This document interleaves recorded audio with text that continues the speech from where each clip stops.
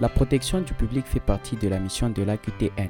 En faisant état des différentes contre-indications de la massothérapie à l'égard des personnes atteintes de cancer comparativement aux personnes en bonne santé, nous espérons que cette vidéo stimulera les discussions dans les écoles.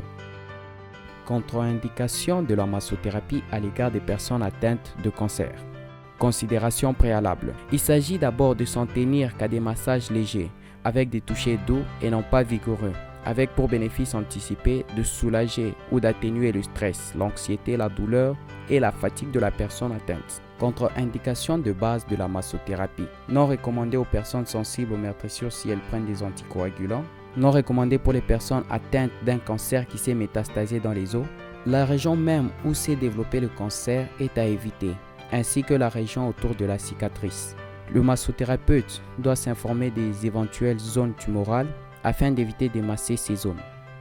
Pour les personnes atteintes d'un cancer des ganglions lymphatiques, aucune pression profonde ne doit être appliquée au cadran concerné et aucune pression profonde sur les bras, la poitrine, le haut du dos et la région des épaules.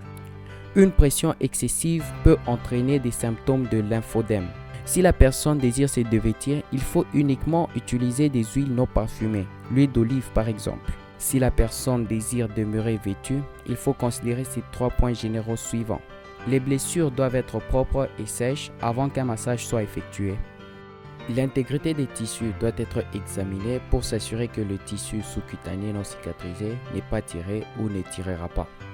Les cicatrices doivent être examinées pour s'assurer de leur intégrité.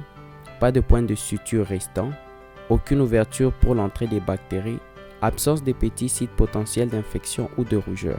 Si la personne reçoit des traitements de chimiothérapie, la personne ne doit pas recevoir un massage le jour même ou le lendemain d'un traitement de chimiothérapie. Il ne faut pas effectuer des massages sur un bras perfusé ou à proximité de l'endroit où le bras est habituellement perfusé.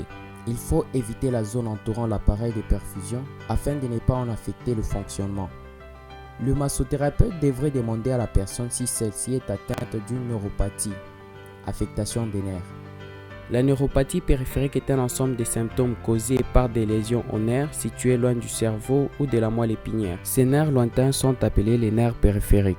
Ils portent les sensations au cerveau, ils contrôlent le mouvement des bras et des jambes, et ils contribuent aussi au contrôle de la vessie et des intestins. Certains des médicaments utilisés en chimiothérapie peuvent causer des lésions aux nerfs périphériques. C'est ce qu'on appelle une neuropathie périphérique induite par la chimiothérapie, laquelle neuropathie est un effet parmi différents effets secondaires résultant des traitements du cancer. Note importante. Si le massothérapeute éprouve de l'incertitude ou quelque réticence que ce soit à masser une personne atteinte de cancer, il doit diriger la personne vers un massothérapeute possédant une formation ou de l'expérience dans cette spécialité. Cette vidéo ne prétend pas faire figure d'autorité dans le domaine, mais c'est tout au moins un très bon début. Téléchargez ce texte en PDF sur www.aqtn.ca.